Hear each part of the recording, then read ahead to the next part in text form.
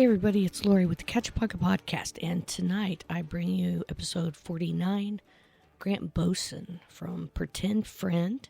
He hails, and he has such a great stage energy and presence with warmth and talent, and he can just basically bring you along whatever incarnation he wants to take on. He can personify it, and you know it's going to be of the highest quality, and I can't wait until you get to know him a little bit better. Stick with us to the end of the episode. In the middle, I'll have a Pretend Friend song, and at the end I have one, so if you stick with us all the way through, we'll be able to let you in on which ones they are, but you have to stay to find out. So with that, like us, follow us on Facebook, Instagram, and all those things. Listen to us wherever you can find a podcast. And thanks for listening. Here's episode 49, Grant Boesen.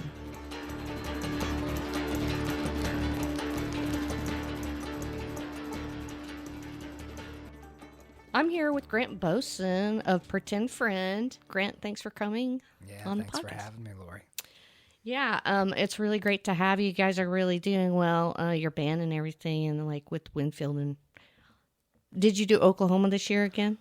We did not do OIBF this year. We did it last year. We were kind of there was a I don't know, there was a chance of it this year, but you might see us there next year. Yeah, that's cool. Yeah, everybody likes to switch it up.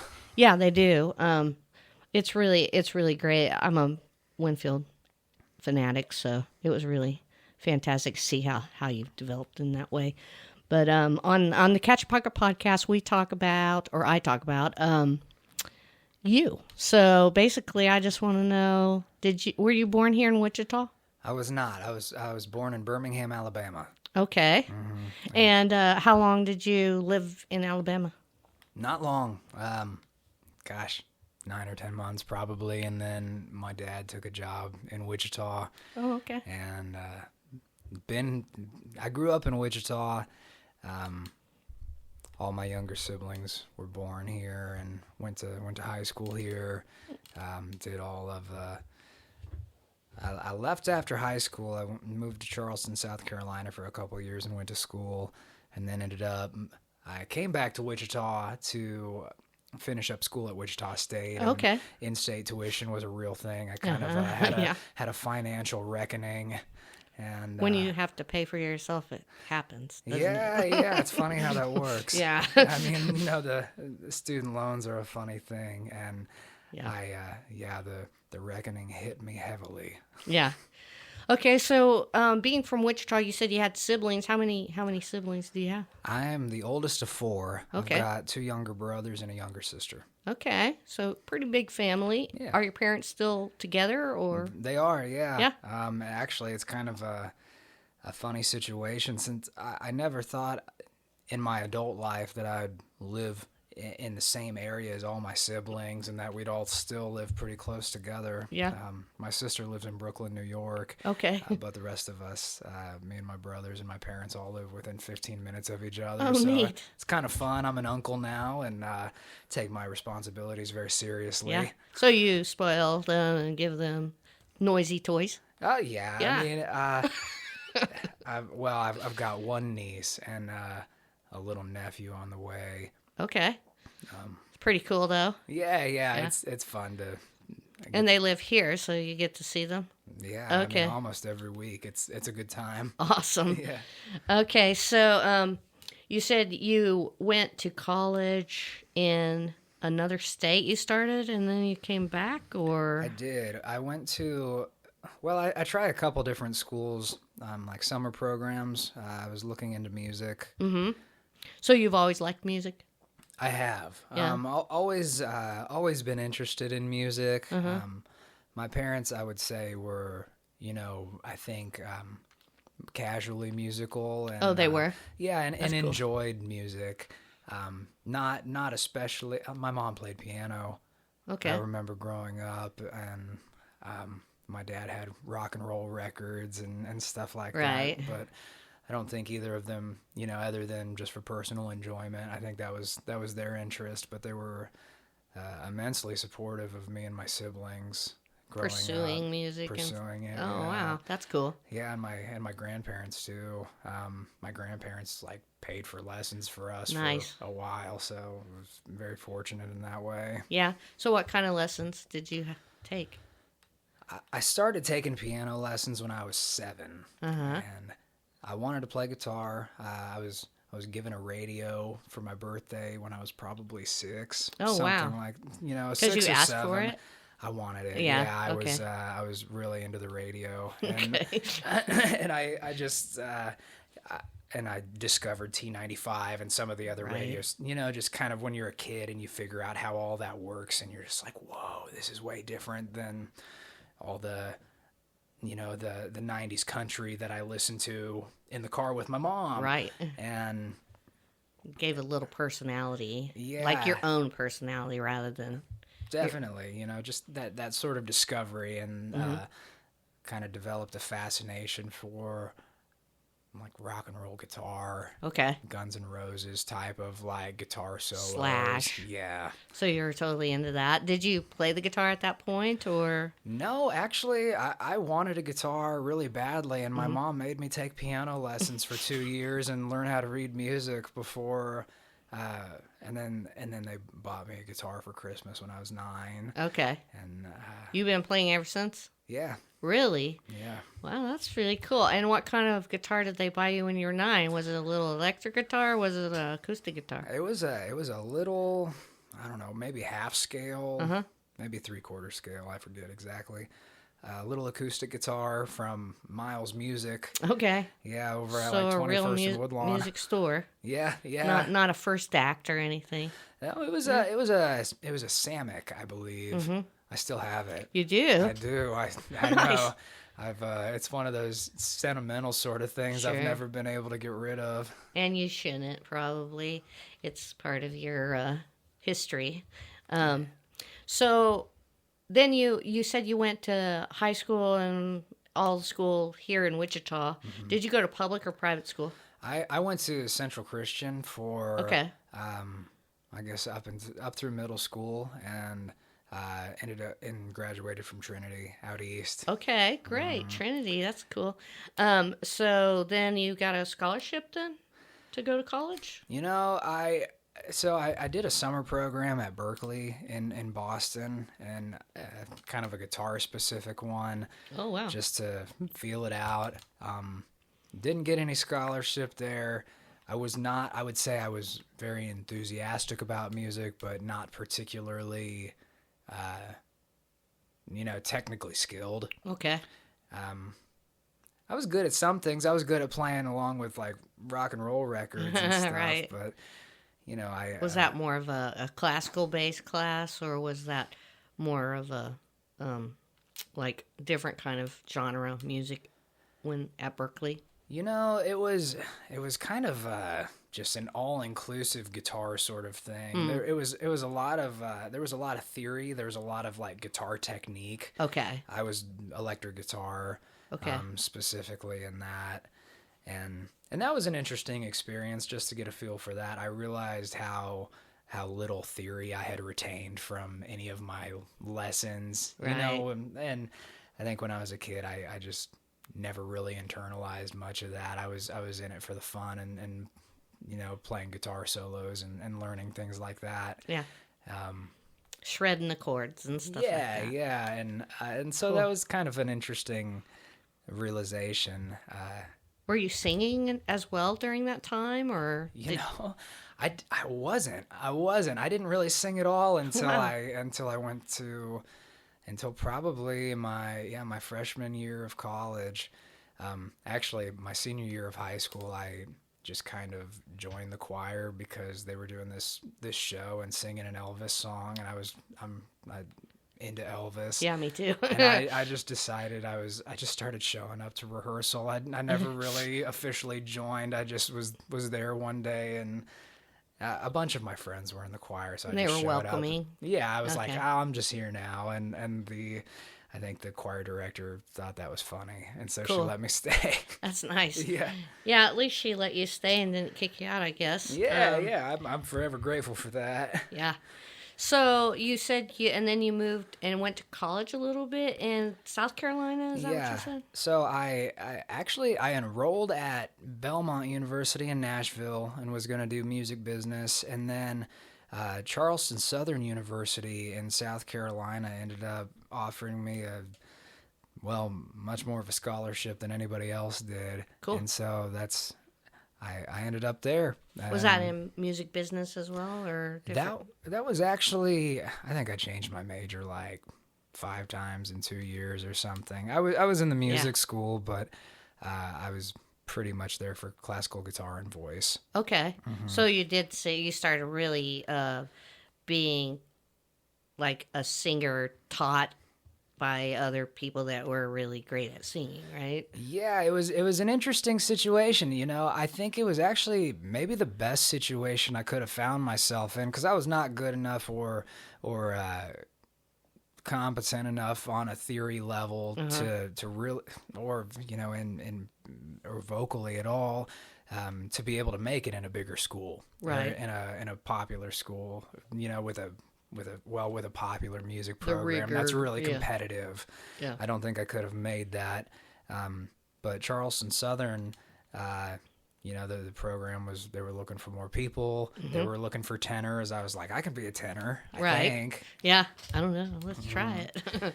So I was pretty much able to get in and start right away, and barely passed my theory exam for like entrance into Theory 1. And those professors were really kind of what got me started. I would say on my, I don't know, journey towards actual like a little bit of like fundamental theory and being able to apply things and understand just the context of music, right? Like that. And I'm a kinetic learner. I just have to find my own way around things. Sometimes it takes me a while. Right. And I was able to do that there. I struggled through all of it mightily. But it was funny because 3 or 4 years after that, it was like I was playing all the time, and I was like, oh yeah, I remember this, this, cool. and this. So you were practicing the things that you learned, and you didn't even realize until you were doing it, really. Yeah. It was very much I like a delayed reaction for being able to apply any of it. I don't know. That's cool. It felt funny while I was doing it, because I was like, man, I'm not good at this. I'm struggling through. I was the kid in like the professor's office hours, like trying to just figure out how to do the oral skills exercises and the ear training and the things that I just didn't understand when I was a kid, right, and had no interest in. Yeah. And now I realized the significance of it, and I was like, well, now I'm 19 and I better just figure it out if I want to do this. And it all kind of came together. It did. So, when did you come to Wichita from there? Like the third year or? Yeah, so I did 2 years. This would have been 2011 would have been when I moved down there, and I moved back to Wichita 2013. So I was only down there for a couple of years. And you came to WSU, like transfer? Yeah, I transferred to Wichita State. In the music department as well? No, actually I didn't. I reached a point with at the music school where I think I did I'd completed my general requirements. Yeah. Before having to like pick some sort of direction for vocal performance or teaching or otherwise, and I couldn't do it. Like a major. Mm-hmm. Okay. Yeah, I was so indecisive when I was down there. Or in Charleston. I mean, I think I was no major for a little while. I think I was vocal performance for a semester. I was music therapy. I took a couple music therapy classes. I thought that was interesting, but I don't know. At least at that point, it didn't really connect with me. Okay. Yeah. So you came to WSU and you had a focus in, you're just trying to general ed, or? Well, I actually like joined the communication school, and so my degree is in strategic communication. So you actually did finish. Yes. And yes. it was in strategic communication, which is marketing. Mm-hmm. Yeah, I mean, yeah, pretty much. Yeah. Okay. I just wanted to. Writing is what I enjoy, and so I went back. And I was like, well, what can I do where I can write my way through college instead of having to test over different things? Right.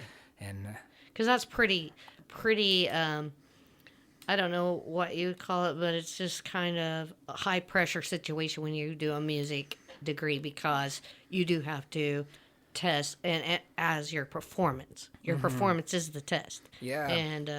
And then so you're out there doing a recital basically for a grade, which to me is intense. I could not do that. There's no way. I know this. Yeah, it is intense. Music school juries are, anxiety inducing, and they were challenging. I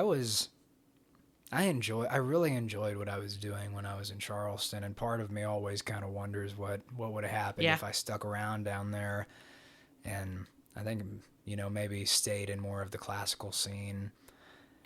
But I moved back to Wichita and found bandmates and kind of got involved here, and have been here ever since. So when you graduated, what year did you graduate? In 2014 or 2015? I graduated from Wichita State in 2015. Okay. And when you did that, is that when you found Kirby's? Yeah. Just about around that time. Actually, my very first show in Wichita, real show, other than events here and there, with Pretend Friend, was in April of 2015. I think I was there. Mm-hmm. I think I was there, and it wasn't like the Pretend Friend now, but the Pretend Friend before. Yeah, the first evolution of it, I guess. It was me and my friend Cooper Hanning. Is he the bass player? He is. He's an acoustic guitar player. We were an acoustic guitar duo. Okay. And he and I, he's a few years older than me. When I was in high school, we started playing together, and he was the first person I had ever written songs with, or the first person who had ever really criticized the songs that I had been writing. and we had we had a lot of fun. We were trying to imitate the Dave Matthews, Tim Reynolds sort of. That's the kind you liked, kind of music. I was really into Dave Matthews. I still am. But in 2007, Dave Matthews and Tim Reynolds played a show. Well, at least that's when the Live at Radio City was released. And it was like the two of them playing acoustic guitar together, like doing these songs. And it just kind of... it was really powerful to me. I was really into it. And so we were imitating that feel with Pretend Friend. But writing your own songs, or were you doing covers of their songs? We were writing our own songs. Okay. And with Pretend Friend, the one that I saw, the first version, or maybe the second version, but it was the rock band. And you did your own songs, but you also did a few cover songs. And all I remember about that was you sounded so awesome. I thought... You sounded like Rush, in a way, your voice. But then also, the bass player, I think it was, he was doing like high kicks. Yeah. I was like, who's that guy doing the high kicks over there? Like, he's going to fall off of there. I'm doing the mother thing, and I'm like, that guy's going to fall. Yeah. Yeah, it was pretty fun, though. I think Cooper and I, when we first did that, we played... I don't know, maybe 3 or 4 gigs as an acoustic duo, and he had other things going on in his life, and that didn't really agree with the late nights. Yeah. And so I started going to the open jam it was the Blues Jam at the Elbow Room on Thursday nights around that time. Just looking for something to do, and practicing and things like that. Yeah, I met a couple other guys, Brian T. Meyer, Austin Groom, and Jason Snavely. Okay. And I joined them on lead guitar, lead electric, and we were soul captives, so I was playing in a reggae band. Oh, cool. And then... Were you singing? I was doing some backup singing. Okay. All right. And so that was a lot of fun, and we were playing all kinds of stuff. We were playing some of Brian's original music and some cover songs, and it was a good time. And then just from playing with Austin and Jason for a while, I got them interested in playing my songs. Right. And then that's how the Pretend Friend rock band became the rock version. Yeah. And then, so you were playing mostly your songs. I think even then I think you might have had like a Pearl Jam song or something, and somebody else was singing, or maybe you were singing. I can't really remember. I was probably drunk. But anyways, that's not important. I probably was too. I could have remembered better. But then from there, you continued to play. Did that band break up, and then you formed a new band with the Pretend Friend that we know now? Yeah, so let me think. That was over. There was a period of a couple years. So it would have been from the time I started playing with Austin and Jason, which would have been June 2015. Yeah. Within 9 months, we recorded an album of 12 songs. Some of the first songs I had written. Right. That actually came to fruition and became real songs. And that was a fun time. That was a time where I was working installing passenger elevators. And, okay. That's pretty cool work. The warehouse where we stored all of our stuff, they let me, I had saved up and bought a little PA system, and they let me keep it there. Cool. And after hours, I would just set up the PA system, and the guys would come to the warehouse, and then we would jam after work for, I don't know, 4 or 5 hours sometimes. Wow. You know, almost every night of the week. In a big warehouse? Yeah, it was. Yeah. Not a huge one, but there weren't neighbors to complain or anything like that. You weren't keeping anyone up at night or anything. Yeah, it was over a couple blocks behind Lucky's. Oh, okay. Yeah. So it was just back there in the, what is that area called? It's called something. Yeah, you know. Boston area? Hyde Park area. Okay, we'll call it Hyde Park area. That sounds good. Within a couple blocks of that at least. Yeah, that's a cool area. It's up and coming. Mm-hmm. It's getting really kind of gentrified right now. It's an interesting mix of some, commercial and industrial and residential all together, and I like that area. That makes it interesting. Yeah.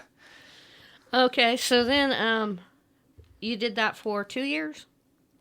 We did that. That I guess evolution of Pretend Friend was only about 9 months, and then Austin moved to Seattle, but we recorded the album beforehand in the warehouse on a field recorder. And what's that album called? It's self-titled. It's Pretend Friend. Yeah. And is that on your website too? It is. It's on Bandcamp, and it's on Spotify actually too. Yeah, and I think all the streaming. So if you want to check out that version, do that. Yeah. The early rock and roll tunes. Heck yeah, why not?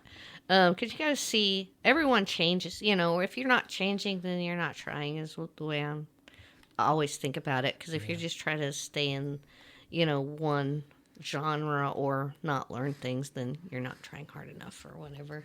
But okay, so. Then 9 months goes by, and you said Austin moves to Seattle. Yeah, Austin moved to Seattle, and so for a little while, that would have been, around March of 2016. He was out, moved away, and then it was just me and Jason. We were an electric guitar and drums duo for probably the next 10 or 11 months, because in February of 2017 was when I started working with Brody. Okay. And that's when Brody joined the band. Brody was playing electric bass, and so it was me and Brody and Jason doing the 3-piece rock and roll thing. And so where did the bluegrass come in? I mean, what made the transition happen? Even though I grew up in Wichita, I had never been to the Walnut Valley Festival before. I had heard of it.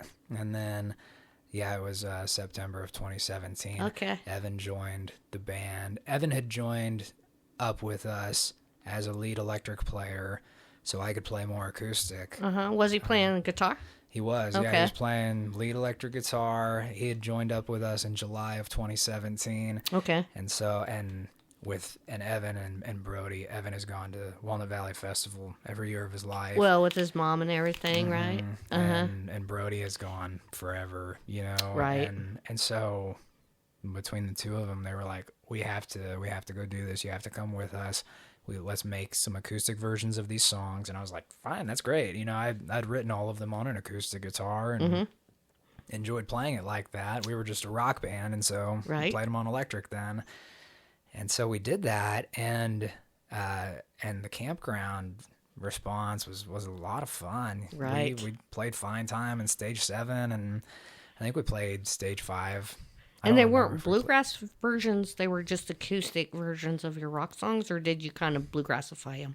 I mean, they were acoustic versions of the rock songs, okay, which is still what they are today. Yeah. You know, yeah, for sure. And I think bluegrass has become a little bit more of a wider description of that sort of music. Sure. And because you have a banjo and a mandolin, you're a bluegrass band. And Evan was playing mandolin, so he was like, well, you know, he joined as an electric lead player, but he's like, well, I'll play mandolin for this. And Brody, you know, plays upright bass also, and I played with Carrie Nation, and so I was like, okay, right. let's do it, let's try it out. And so it was us, and then Jason was still playing drums with us at the time too. And that's what I was wondering. He brought his cajon, and so we had a little 4-piece like acoustic pretend friend set, and cool. And after that was my first time at the Walnut Valley Festival in 2017, and we never went electric again. Okay. Yeah, and you just totally went bluegrass. I mean, not bluegrass, but it was acoustic. Yeah, it was acoustic. Cool. Ever since, and I think it was probably a lot more folky at the beginning. Jason ended up leaving the band. I forget exactly when. Probably, you know, 8 or 9 months after that. Just I think he was looking for something else. Right. And oh yeah, actually, he joined the Marine Corps. And oh wow. So yeah, he was just picked a different direction, and then without a drummer, we were definitely kind of more in that bluegrass vein. Sound, you know, the sound.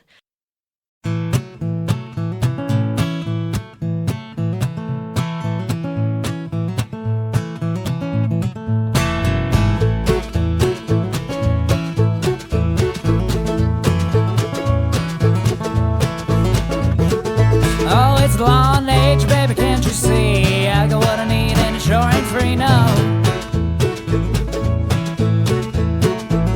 Well, I spend my days counting time, waiting on comfort to arrive.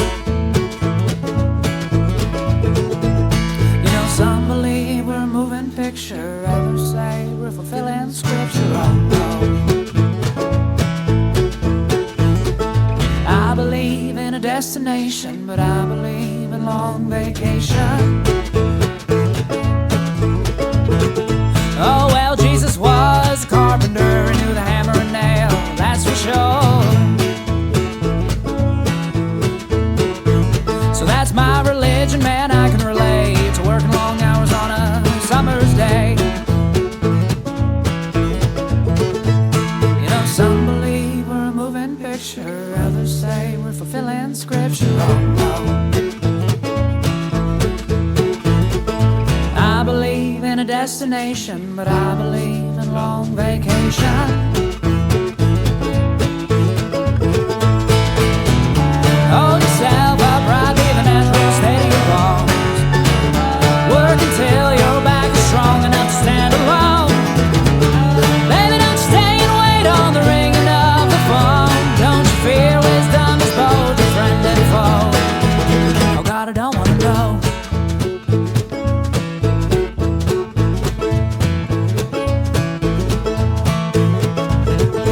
Well, when I feel the weight of eternity, I practice better empathy. And when loneliness is killing me, I pay better attention to my company, Lord. You know, some believe we're a moving picture, others say we're fulfilling scripture. Oh no, I believe in a destination, but I believe in long vacation.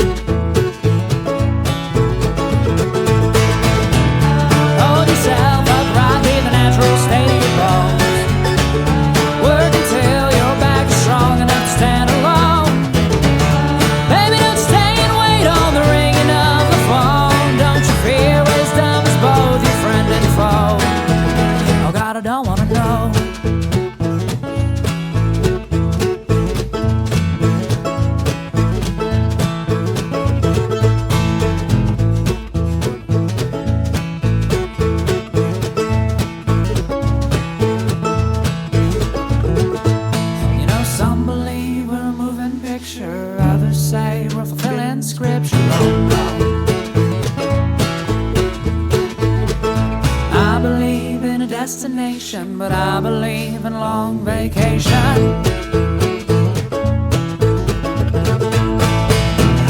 Hold yourself upright, live a natural state of bones. Work until your back is strong enough to stand alone. Baby, don't stay and wait on the ringing of the phone. Don't you fear wisdom is both your friend and foe? Oh God, I don't wanna know.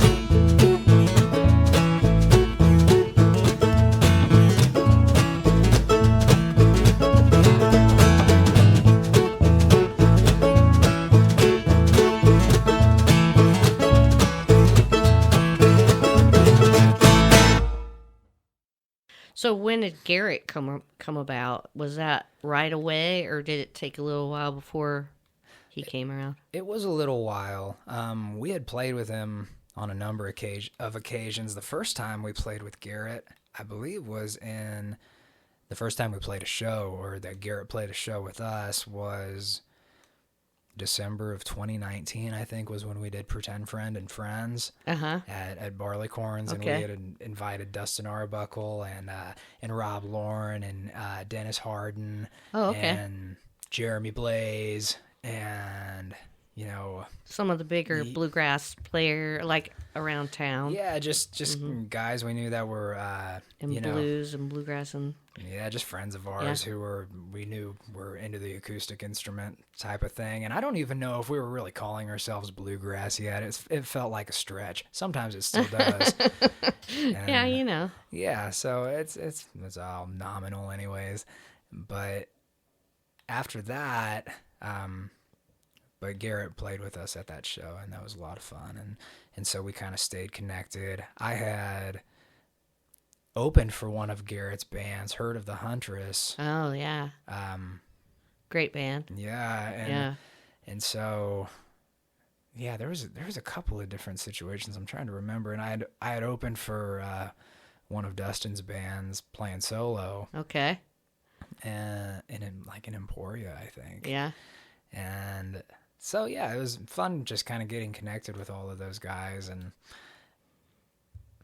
yeah, let's see, 2019. So you guys went on the road, decided to go on the road. Is that what happened? Yeah, that's when we started touring a little bit more. And what was that? I think it was, well, maybe I'm getting a little ahead of myself. I don't know. Sometimes it all blurs together as far as the timeline. 2020 is hard because COVID messed everything up timeline-wise. It definitely... I can't remember certain things because of it for whatever reason. Yeah, it definitely affected my sense of time. But I guess it was the year before COVID, in January of 2019, I got hurt working construction and cut my finger off. Oh, my. And had to, have it surgically reattached.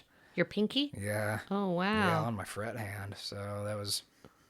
So you're like Django Reinhardt. I took a lot of inspiration from him when I was going through all of that stuff. I was like, well, look at these guys with screwed up hands, they're still shredding, so... Shredding, yeah. Better just work on through it. And you do, too. I see you play. It's like, I never even knew that happened to you, so there you go. Everybody's... it sucks when stuff happens, but you just got to work with what you got and keep going. So you were welding or something when that happened? Or? I was doing a hydraulic jack repair and pulling a cylinder up out of the ground underneath an elevator. Okay. Yeah, I won't go into too much detail on that. It's not. I don't want you to have PTSD either. So I go to therapy. It's okay. It was a awful experience. Kind of made me reevaluate. I left the elevator trade after that. So you don't work there anymore?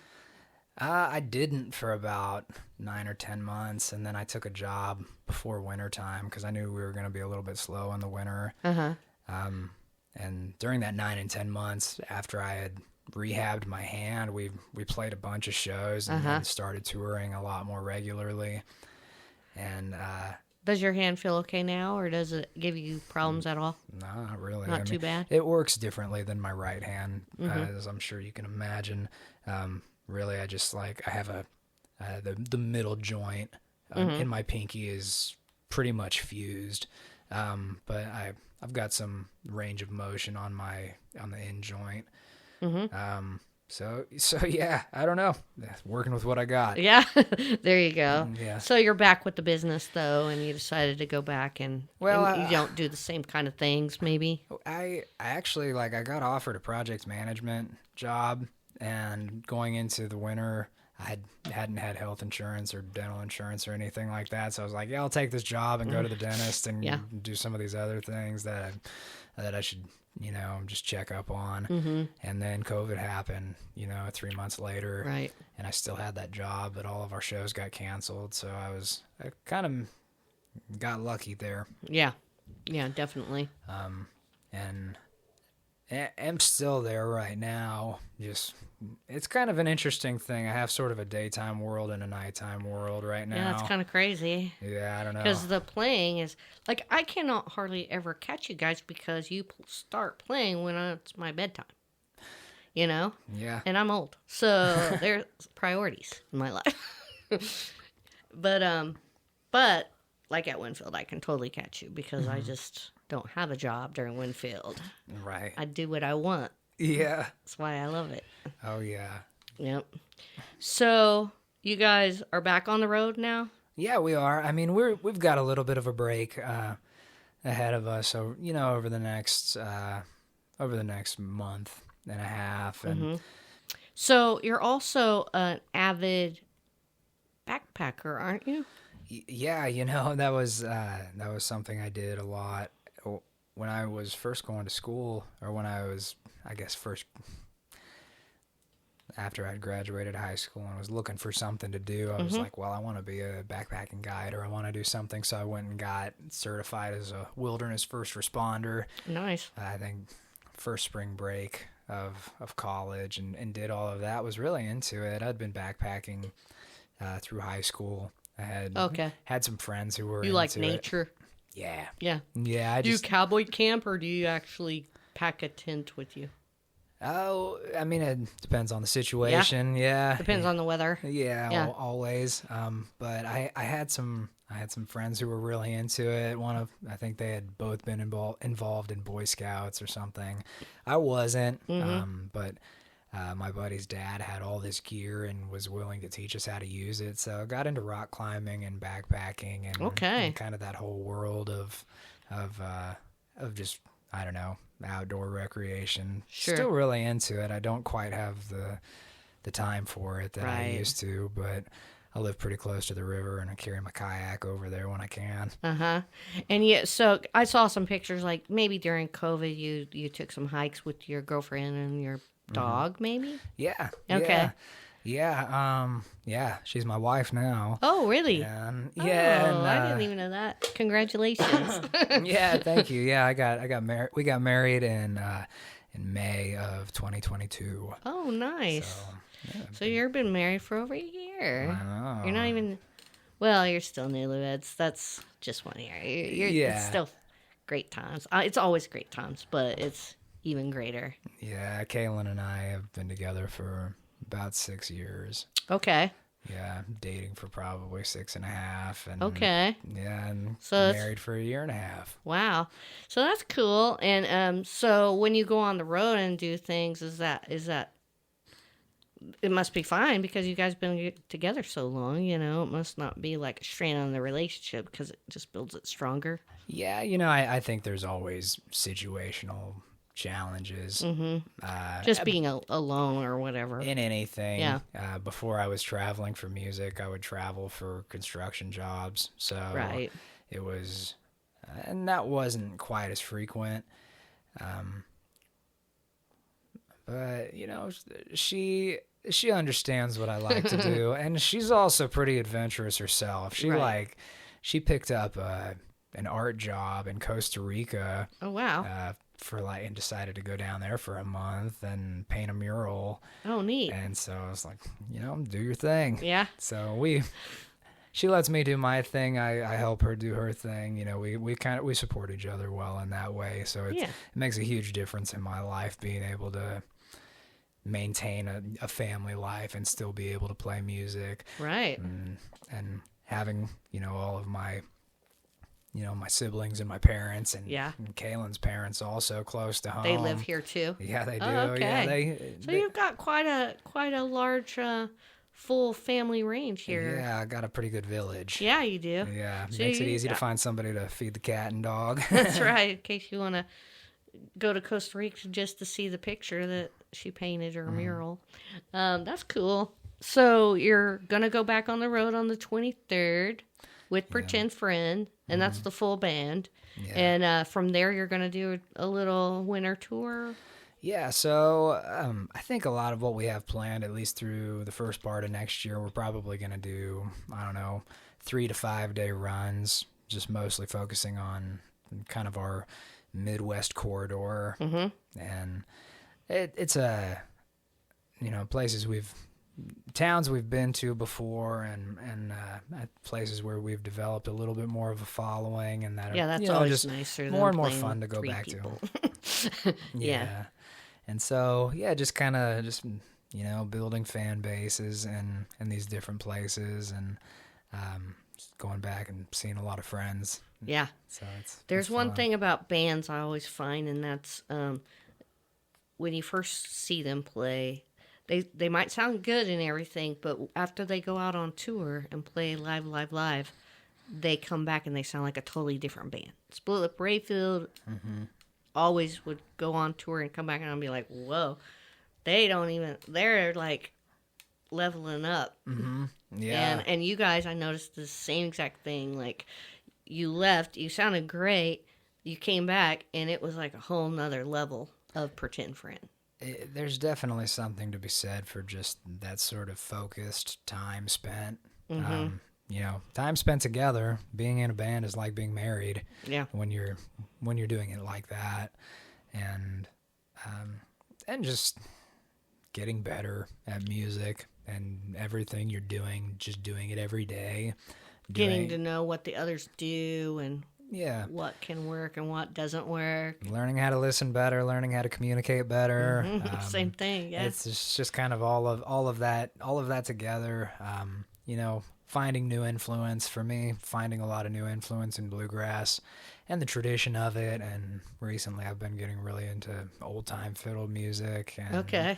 and just just incorporating everything. I always thought it would, I never wanted to be stuck in any sort of genre specifically, but it'd be more fun to be a combination of all my favorite things, Right. whatever that looked like. Yeah, and you seem like a deep person in general, like you're looking for, to me, you seem like you're looking for a bigger meaning to what you're doing rather than a shallow meaning, And so you're looking to make yourself broader for an audience and a better, performer in general. Yeah, it's the music business is hard, and there's not, and I think when you're in Kansas, you have to be exceptionally creative, just to figure things out, and so for us, that was just traveling and doing the thing, and I think sometimes it's. Sometimes it feels, it's just like anything else where sometimes you're on top of the world and sometimes it's like, what am I doing? Yeah. But music is a challenging, it's just difficult to pursue, I think, in any instance. And you have to love it. You have to love it or it doesn't really make sense. Right.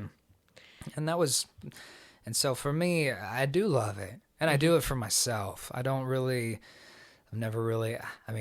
love playing for crowds. I love playing for people. I love the feedback and the interaction and the party of it and just that high energy experience.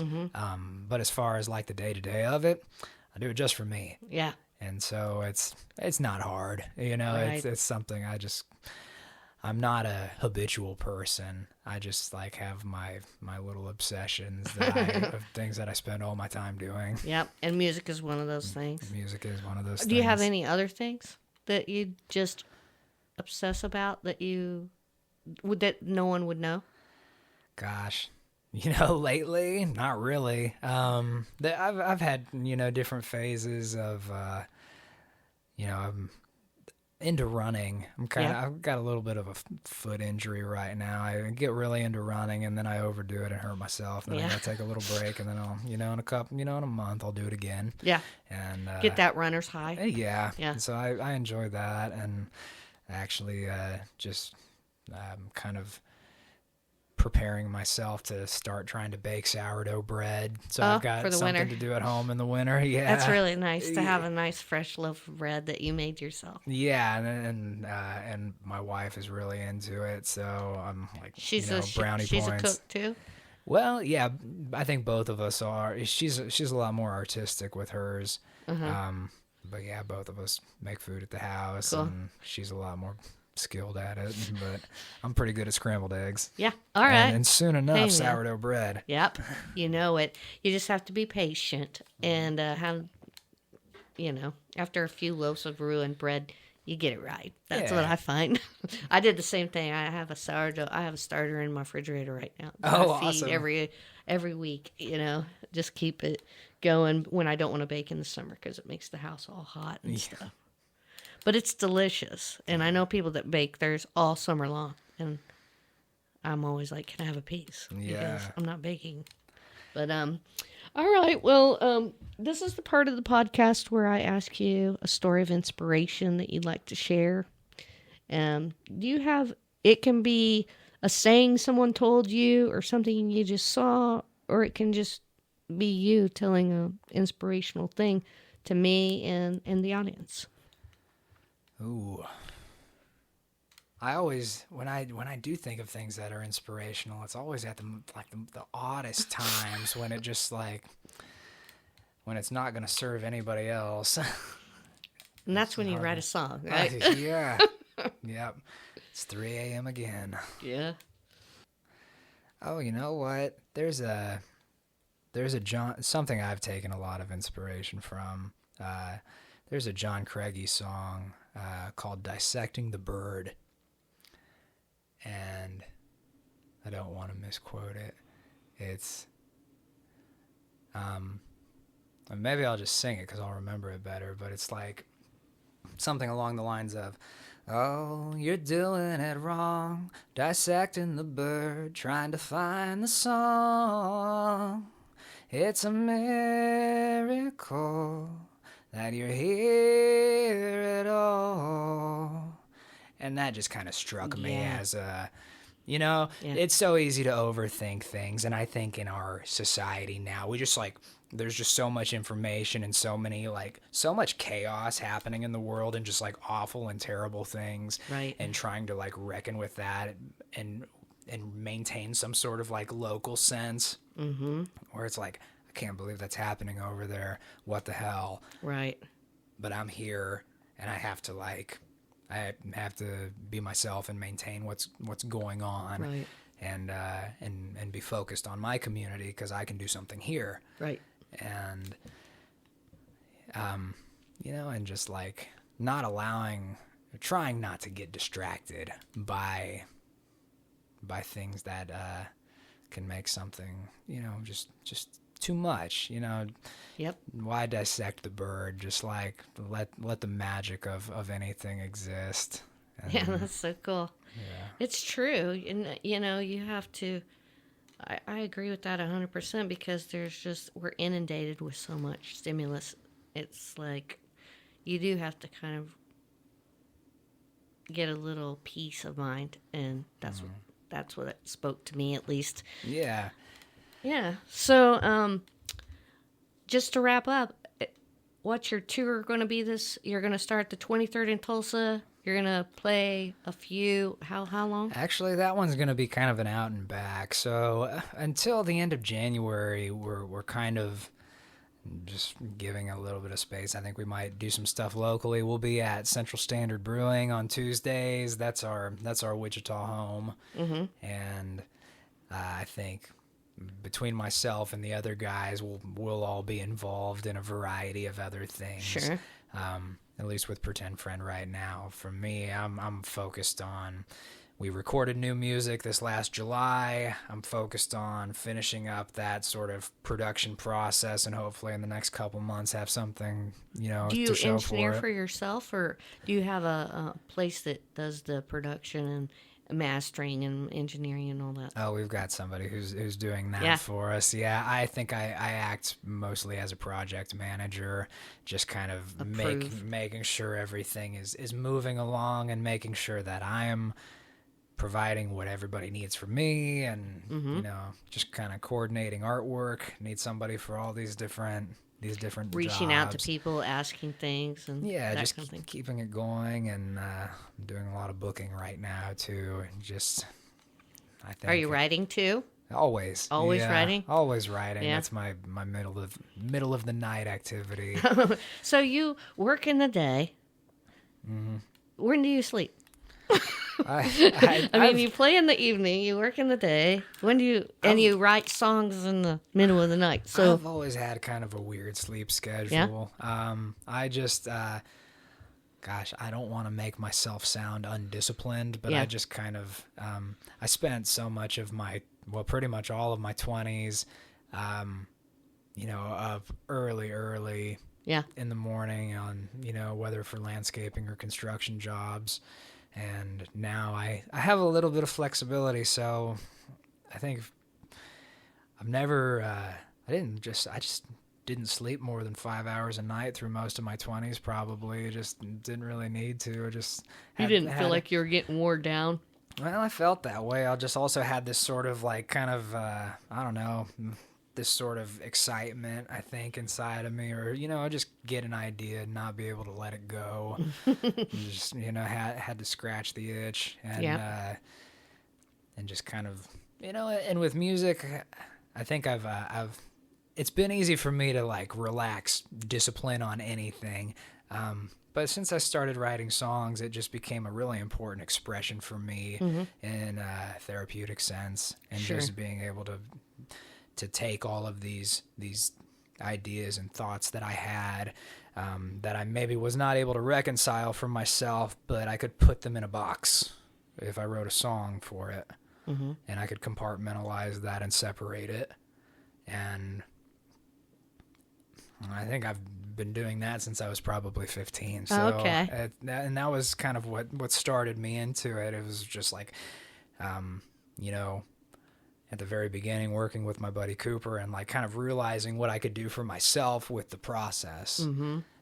And how it was helping you. Yeah. Okay. Yeah, just kind of being able to reconcile different things. Yeah. And And not be so personal, but more like it is personal in a way, like it's Yeah. not, but it is, because you're helping yourself or getting through some things or digesting something, but yet you're making it this thing for everyone to hear. So it's like Yeah. personal, but it's also, yeah, I mean, it's immensely personal, but also open to interpretation. right? And Everybody's who am I gonna to tell think, anybody yeah. what it is to them? And that's the fun about music, is everybody's gonna find something And it different means, in it. yeah, and people, when it really means something to people, they come up to you and let you know about it too. Yeah. That's pretty cool. Yeah, that's always one of the it's always an interesting conversation or an interesting thing when somebody is telling me what my song means to them. Yeah.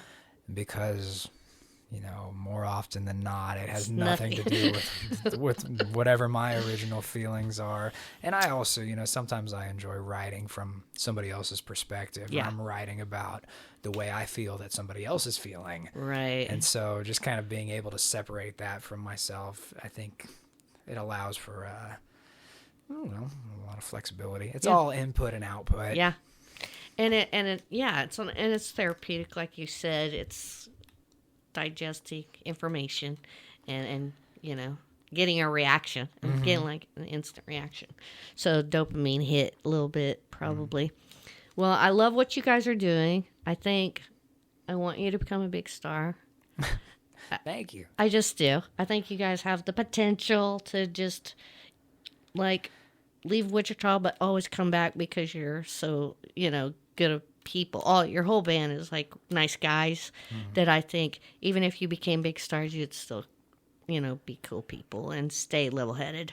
I think so. I would love to be able to, it's hard to make a living doing it, but that's what I intend to do. Yeah. And I've done it before, and I think you just, if you decide to be an artist, you just have to be that much more creative. Right. And whatever that looks like. And so I think that's something I've always practiced is, if I need to diversify my work, then I will. Just whatever it takes, just make it happen. All right. Well, Grant Boesen, thanks so much for catching a pocket with me today. I appreciate your time and your company, and good luck. Yeah, thanks for having me, Lori. It's been fun. Hey, thanks for listening to the Catch a Pocket podcast. Thank you, Grant Boesen, for being my guest. Sorry about my voice. I am getting sick all winter long, in autumn and winter. So, thank you for making it to the end.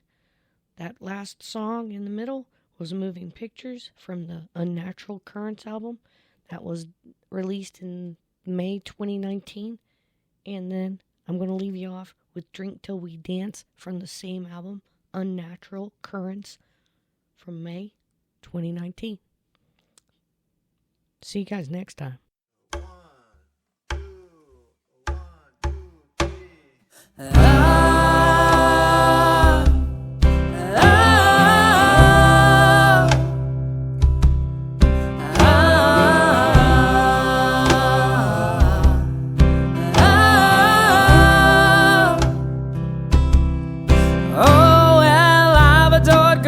Who want nothing of me, and Lord, I try to tell them, but they don't see. I've got nothing to give except the love in my heart, and a poor boy's love never goes very far.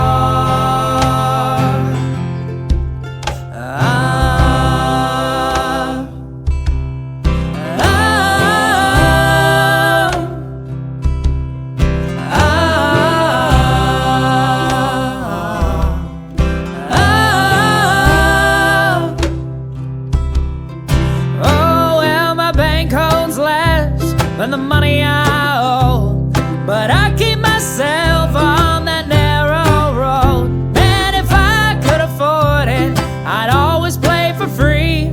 The rich man in his cars ain't got nothing on me. Come on, put me in a trance, so let's drink till we dance. I want a saltier taste of your sweet romance. We ain't nothing but bodies, all the heavens in reach. Let's drink till we dance, I want you closer to me. Let's drink till we dance, ain't gotta pay for a thing.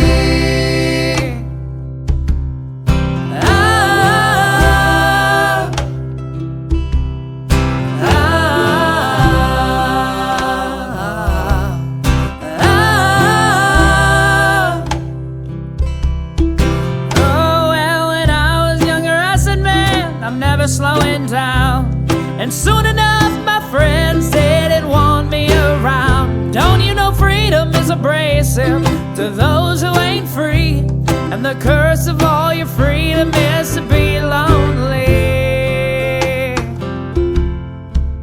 Come on, put me in a trance, so let's drink till we dance. I want a saltier taste of your sweet romance. We ain't nothing but bodies, all the heavens in reach. Let's drink till we dance, I want you closer to me. Let's drink till we dance, ain't gotta pay for a thing.